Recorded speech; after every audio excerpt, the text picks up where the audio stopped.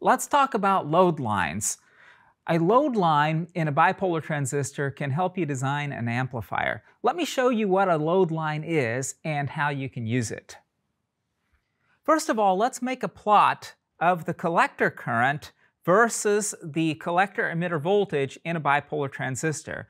Now, of course, it's going to depend on the base current. As we change the base current, we're going to have different curves pop up here on our diagram. The easiest curve to understand is the one that's down here near 0. That's when the transistor is in cutoff. That could happen, for example, if the base emitter voltage over here is less than 0.7 volts. If it's less than 0.7 volts, then hardly any base current flows, then no collector current can flow, and the transistor is in the cutoff mode. We have a flat black line down here. For these other curves, what we notice is that they're nearly flat, and that's a consequence of what I talked about in the last video. As you change the collector emitter voltage, you don't expect much change in either the base current or the collector current. For the flat part of the curve, that is, for the part to the right of that line, I see that the collector current is roughly a constant times the base current. In this case, we can see evidence of the beta right there in the curves because the line is flat. Beta is a little bit more than 100 here. I'd say that beta is about 130 or so at that point. If we look at the flat portion of the next curve, we again see that the collector current is pretty constant as the base current stays constant at 10 milliamps. If the collector current here is about 420 milliamps and we divide that by 10 milliamps, we find a beta of about 42. The beta that we found earlier was about 120. What these curves show is that the beta is not exactly constant for a transistor. It depends a little bit on the base current, and that's something to keep in mind when you're designing amplifiers. If we look at the flat portion of the uppermost curve, when the base current is 20 milliamps, I can take note over here that the collector current is about 640 milliamps or so. We then obtain a beta of about 32. What I can conclude is that when the collector current and the base current get higher, the beta tends to drop a little bit, and that's pretty normal with bipolar transistors. The key is that these curves are flat, and that's an indication that the transistor is in the forward active mode. As long as we're above cutoff and we're on the right part of this graph, we're in the forward active mode. The transistor is working like we expect it to. If the collector voltage here drops too low, though, then there's going to be some limitation on how much collector current can actually flow. In that situation, the transistor is saturated. We typically try to avoid operating a transistor in the saturation region. If you have a transistor that's working correctly in the forward active mode and the transistor starts to saturate, that'll usually show up in an amplifier as clipping. You have a beautiful looking signal except where the signal reaches to high or low voltages and it starts to clip off, a sign of either cutoff or saturation. Now when we look at these three curves here for base currents between 1 milliamp and 20 milliamp, we notice that they're almost flat, but they're not completely flat. Let's replot them to get a little bit more sense of the tilt or the slope that these curves have. Check out the slope of this 1 milliamp line here and compare it to the slope of the 20 milliamp line. It looks to me like the slope of the 20 milliamp curve is a little bit higher than the slope of the 1 milliamp curve. If I bring all of these curves and plot them way off to the left of the drawing, they would eventually intersect with the x-axis. The point where they intersect is usually labeled minus V sub A, and it's known as the early voltage. Just something to keep in mind. Let's now return to the main topic of this video, the load line. We're going to draw a load line by adding a load or a resistor to our circuit. And in this example, I'm putting our load up here at the collector. In this circuit, we basically have two elements. We have a transistor and we have a resistor. And what I'm interested in knowing here is the operating point. That is, what's the collector current that's going to flow through that resistor? And how is that going to change as I change the resistance? Let's start by writing an equation for the current through that resistor. I'm just going to be using Ohm's law. The voltage drop across the resistor is the power supply voltage minus my VCE. And then in the denominator, we have our resistance. I'm going to rewrite this equation and pull out some of the constants. The reason I've written it this way is because it very much resembles the equation of a line where this is y equals mx plus b. We can thus identify minus 1 over RC as the slope of a line, and we can identify VP over RC as the intercept of the line. Although the intersection point is going to depend on both VP and RC, it's going to be a single point. Let's call that point B. M is negative all the time because my resistor is always a positive number. Therefore, by choosing RC, I can effectively choose the slope of that line. If VBE is fixed, then IB will also be fixed. The curves will then have a single point of intersection, and that will tell me where the device operates. I'll then know everything. I'll know what the collector current is, what the base current is, what the voltage at the collector is. I'll know everything that I need to know about the circuit. What's nice about the load line method is that if you change the load or you change the resistance, you can just draw a new line and see how it changes your operating point. What you can also see from one of these load line graphs is what happens if you change, for example, the base current. If you change the base current, then you're going to be sliding on the load line in a certain direction. For example, if I lower down the base current, then I'm going to be sliding down and to the right along the load line curve. The load is not changing. That line applies to the whole load. On the other hand, if I start to increase my base current, then I'll slide up that line right there. I can then see how that would change the collector current flowing down through my load. Small changes in the base current will obviously yield large changes in the collector current, and that's exactly what allows the transistor to function as an amplifier. Let's look at an example. The curves that we've just plotted look very similar to the curves we have here from the data sheet of a very common signal transistor, the 2N2222. What we see here on the right are collector currents getting larger and larger, going up to about 800 milliamps or so, for a range of base currents between, say, 2 milliamps and 16 milliamps. Let's use these curves from the datasheet to work an example problem. In this example, we're going to be biasing the 2N2222 transistor so that we have a collector-emitter voltage drop of 0.8 volts and a half an amp flowing down through the collector. The problem is telling us that we'll have 0.8 volts from collector to emitter, and I'm going to go ahead and label that here. Let's then indicate both the collector current and the base current. The problem tells us that we have a half an amp of current flowing, so that means we need to be looking somewhere to the right along this line. We also need to be looking somewhere to the right along the top axis here, where it says IC equals 500. The problem statement says that the transistor is operating at 25 degrees Celsius. So if I look here at 25 degrees Celsius, I find that the base emitter voltage is 0.9.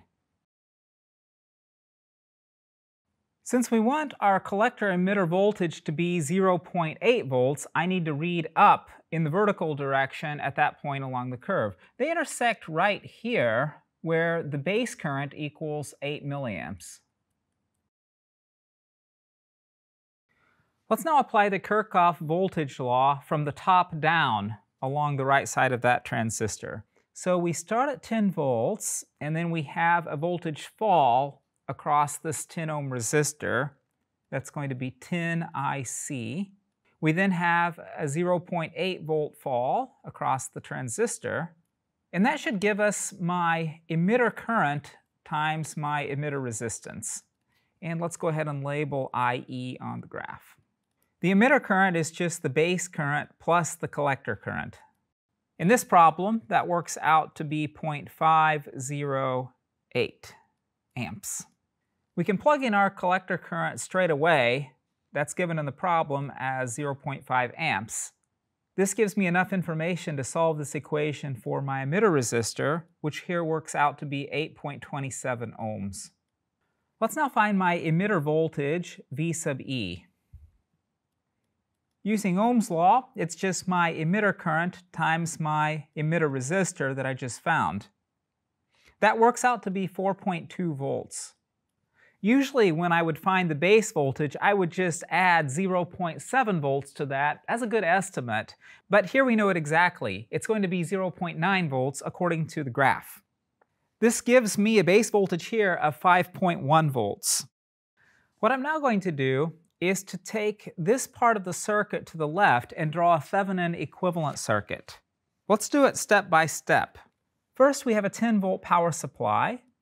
The source isn't really shown here in the circuit diagram, but I'm going to draw it like a 10 volts source now to make it simple. The source is connected to R1. R1 is then connected both to R2 and to the base of our transistor. Looking into our transistor, I'm just going to label that as R base. We're not going to have to find R base here, but I'm just going to label it. This is the base voltage, and this is the base current. Here's where I want the Thevenin equivalent source and the Thevenin equivalent resistance. We're going to be replacing everything to the left here with VTH and RTH, in other words. Let's go ahead and label the rest of our circuit. To find the Thevenin equivalent voltage, we just have to imagine that we have an open circuit at this point and find the voltage. It's going to be a voltage divider set up by resistors R1 and R2. Our Thevenin equivalent resistance is found by just looking back and zeroing out all of our sources. That's R1 in parallel with R2. From our circuit here on the right, we can write an equation from the Kirchhoff voltage law. Starting with VTH, we have a voltage rise, then we have a voltage fall across RTH, and that should give me my base voltage. Let's substitute in this expression for VTH into my equation.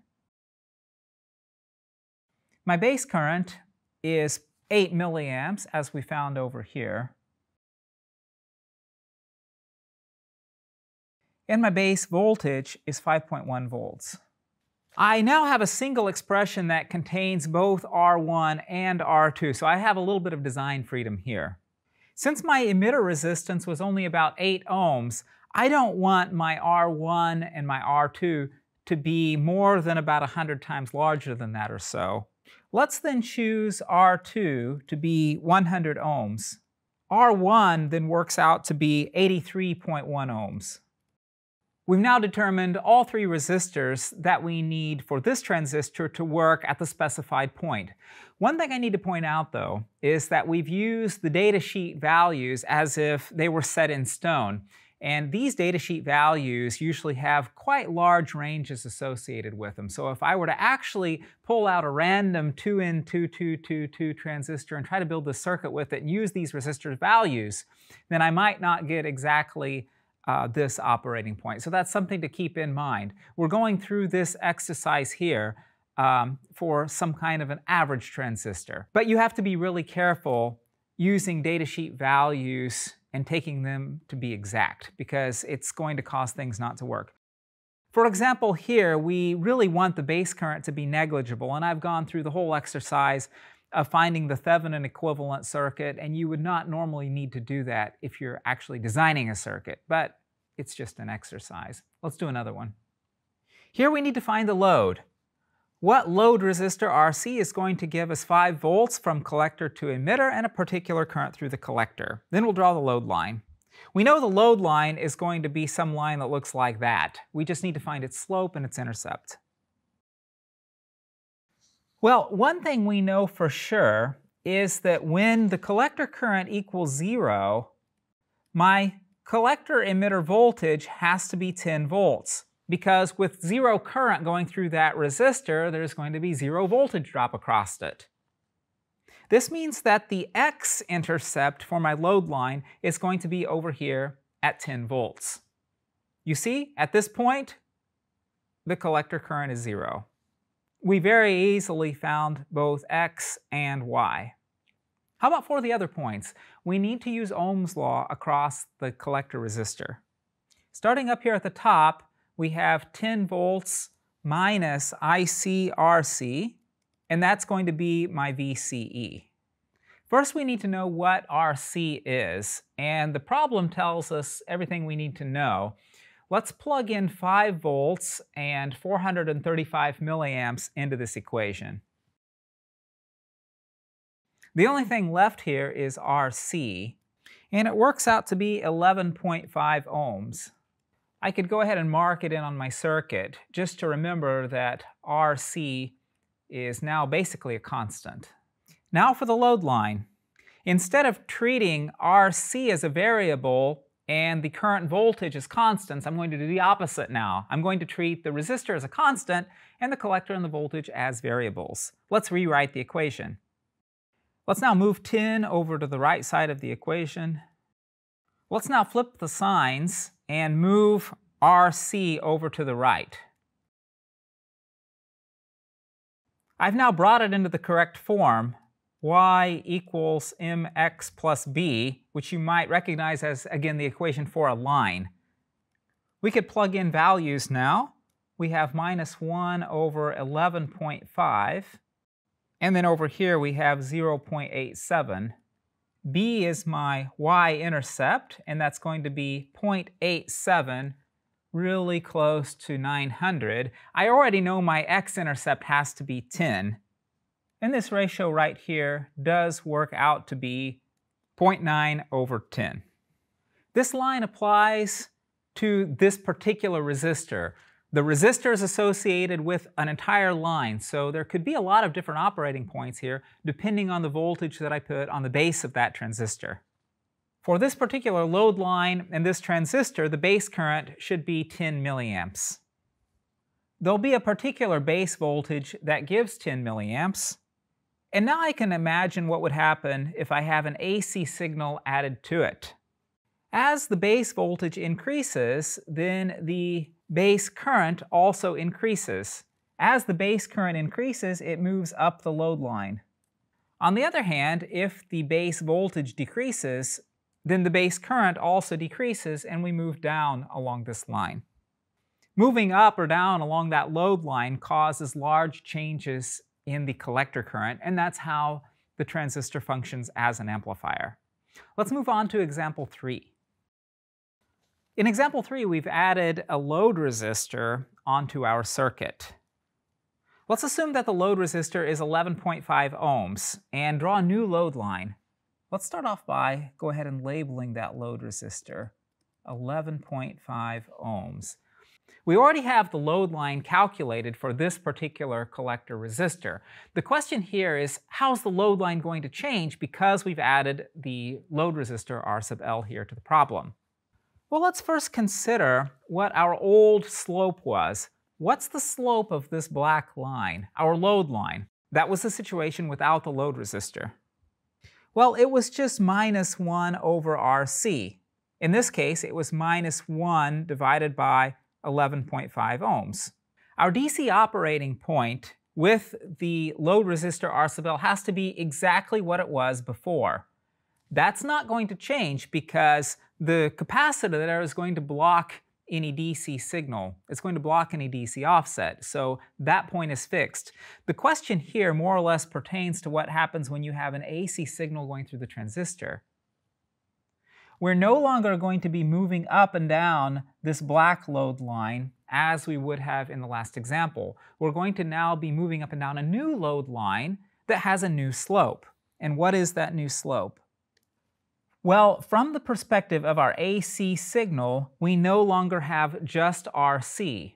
We now have RC and we have R sub L because the capacitor kind of behaves like a short circuit from the perspective of the AC signal.